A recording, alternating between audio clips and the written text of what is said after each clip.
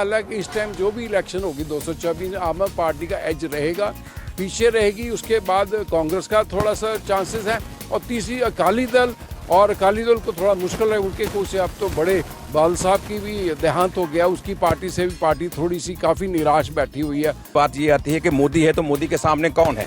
हम अगर राहुल गांधी की बात करें, राहुल गांधी को फ़ायदा पहुंचा है जाहिर तौर पर जो उसने भारत जोड़ो यात्रा की है, उसकी पॉपुलैरिटी 15% बढ़ी है। 15% पॉपुलैरिटी बहुत होती है। आम आदमी पार्टी और कांग्रेस की टक्कर होगी। अगर दोनों के अलायंस होता है तो फिर बड़ा मुकाबला देखने में को पंजाब मिल सकता है, और उसका एज अकाली दल और बीजेपी को जा सकता है। फिलहाल आम आदमी पार्टी की स्थिति पंजाब में पूरी तरह से स्ट्रॉन्ग है।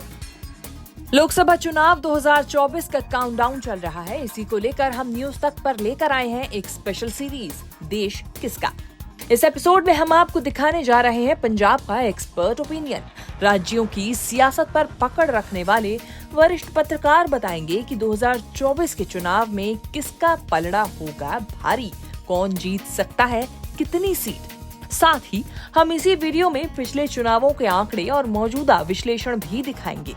तो देखिए क्या कहते हैं पंजाब की राजनीति पर पंजाब के वरिष्ठ पत्रकार।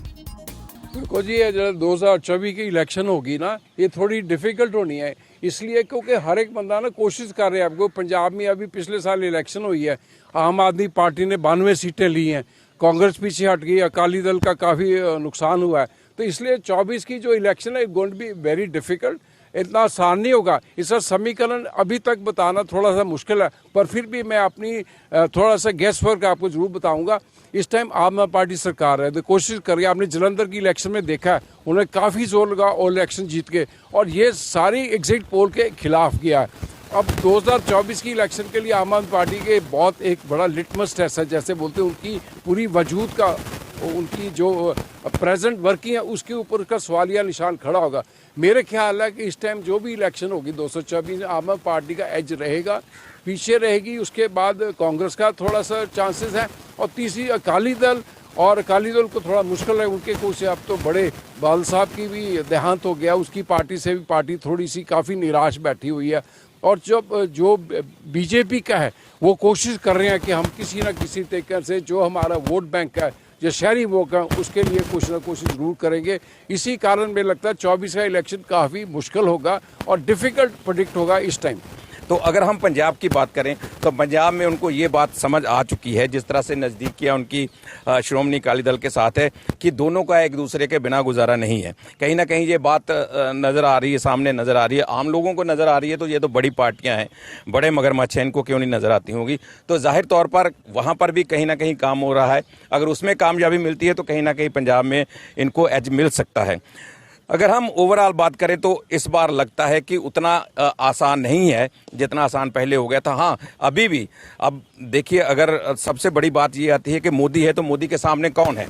हम अगर राहुल गांधी की बात करें, राहुल गांधी को फ़ायदा पहुंचा है जाहिर तौर पर जो उसने भारत जोड़ो यात्रा की है, उसकी पॉपुलैरिटी 15% बढ़ी है। 15% पॉपुलैरिटी बहुत होती है। लेकिन दूसरी तरफ अगर हम बात करें तो उसकी 73%, 35%, 73% बहुत बड़ा फ़र्क होता है। बहुत इसमें बड़ा मार्जिन है, और उसको कैसे पूरा करना है।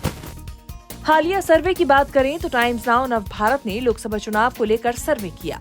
पंजाब को लेकर इसके आंकड़े हैरान कर देने वाले हैं। लोगों से सवाल पूछा गया कि अगर आज की डेट में लोकसभा चुनाव होते हैं तो वो किसको वोट देंगे।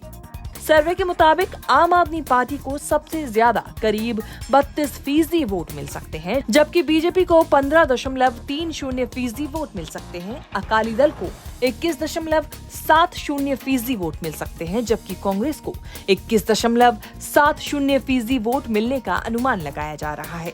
वोट शेयर के हिसाब से देखा जाए तो कांग्रेस दूसरे नंबर पर है। इसका मतलब ये हुआ कि लोकसभा चुनाव में कांग्रेस पंजाब में मजबूत स्थिति में रहेगी।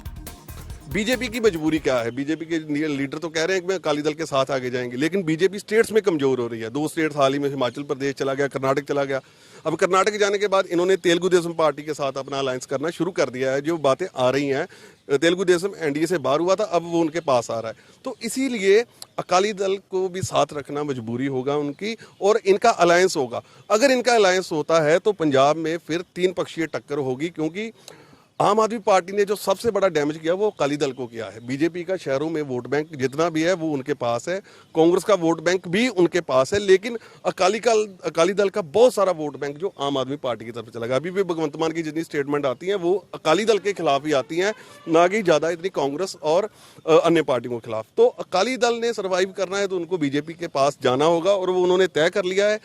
बीजेपी कब तक ये अपना फैसला लेती है ये बीजेपी के लीडर बताएंगे। हालांकि पिछली बार बीजेपी 3 पे लड़ती थी और 10 पे अकाली दल, एक आधी सीट उधर दे देंगे, विधानसभा में कुछ सीटें बढ़ा देंगे, लेकिन अलायंस के साथ अगर जाएंगे तो पंजाब में एक बड़ा मुकाबला हो सकता है। और इसका एज भी है क्योंकि जैसे माझा रीजन की बात करें तो बहुत स्ट्रांग है अकाली दल माझा रीजन में, मालवा में आम आदमी पार्टी की पकड़ है, जलंधर में कांग्रेस का जा रहा है। तो इसलिए अगर दोनों लड़ते हैं मिलके तो फिर नतीजा कुछ होगा, और अगर नहीं लड़ते तो पंजाब में जैसे मेरे दोस्त ने बताया, राजेश जी ने बताया, आम आदमी पार्टी और कांग्रेस की टक्कर होगी। अगर दोनों के अलायंस होता है तो फिर बड़ा मुकाबला देखने में को पंजाब मिल सकता है और उसका एज अकाली दल और बीजेपी को जा सकता है। फिलहाल आम आदमी पार्टी की स्थिति पंजाब में पूरी तरह से स्ट्रॉन्ग है। और ओवरऑल देखा जाए तो अगर हम सिर्फ पंजाब की ही बात करें तो उसमें तो बीजेपी का जो है 2024 में 2-4-5 सीटों से ज़्यादा आने की बहुत है उम्मीद है, इससे ज़्यादा कुछ नहीं होने वाला।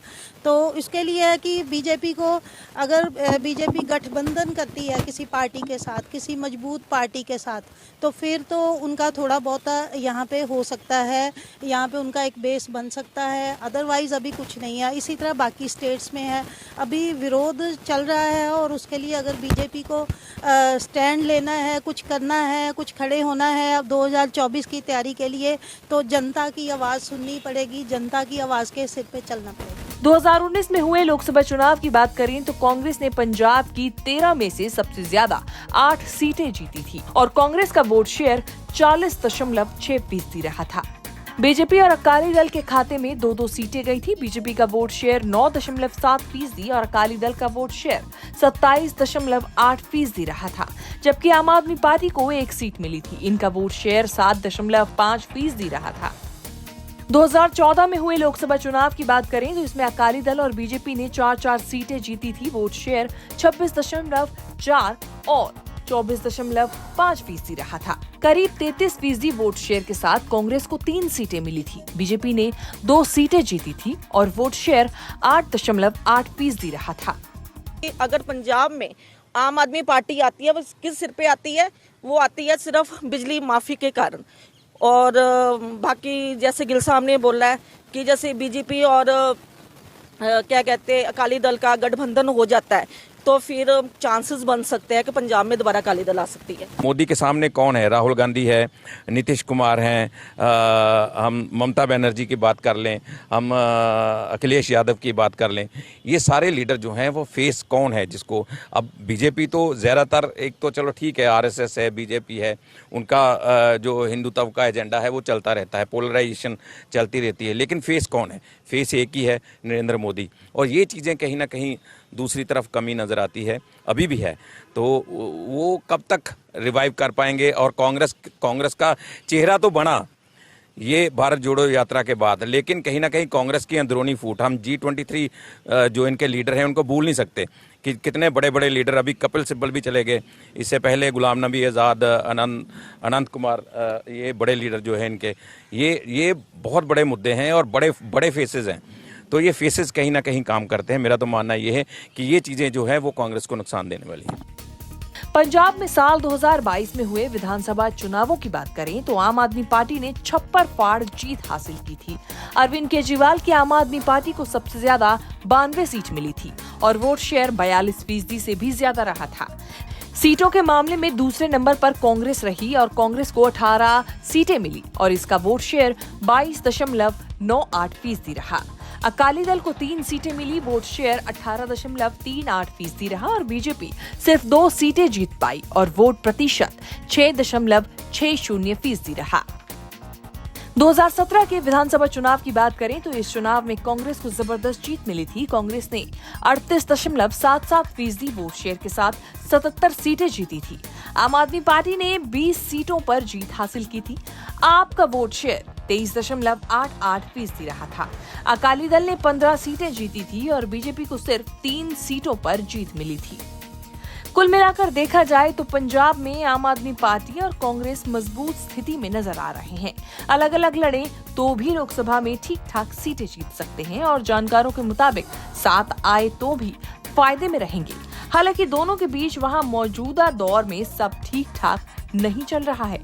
अकाली दल का ग्राफ गिरता जा रहा है और बीजेपी को अभी पंजाब में बहुत ज्यादा मेहनत करने की जरूरत है, ऐसा आंकड़े और हालात बयां कर रहे हैं। अमृतसर से अमित शर्मा के साथ ब्यूरो रिपोर्ट, न्यूज़ तक।